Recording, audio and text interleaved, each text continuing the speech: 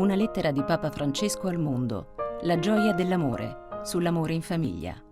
Una lunga lettera d'amore del pontefice che ha comportato oltre 2 anni di lavoro e che ha avuto inizio ascoltando i fedeli nel mondo, a cui ha fatto seguito un incontro dei vescovi a Roma per discuterne. Papa Francesco ha ascoltato e ha formulato la sua risposta. L'amore e la famiglia sono per il pontefice una vocazione gioiosa. La gioia dell'amore offre speranza e incoraggiamento. Papa Francesco è anche consapevole delle difficoltà e desidera dire a tutti che la Chiesa è al loro fianco, pronta ad offrire guarigione e speranza. Papa Francesco pone l'accento sulla comprensione, la compassione e sulla misericordia.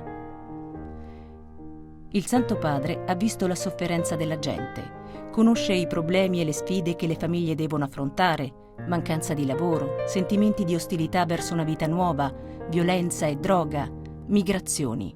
È una lista lunga. Ma ancora più lungo è l'elenco di forze positive in aiuto della famiglia che Papa Francesco enumera.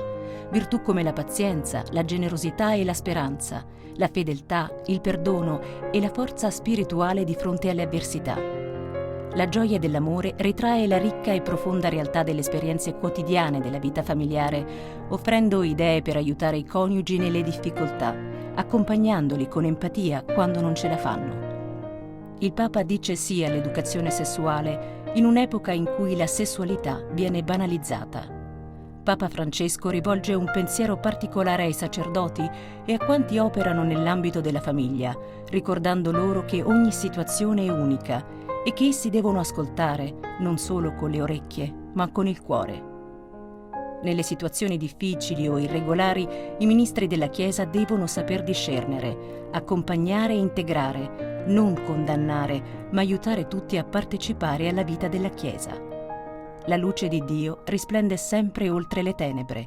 La sua tenera misericordia è per tutti.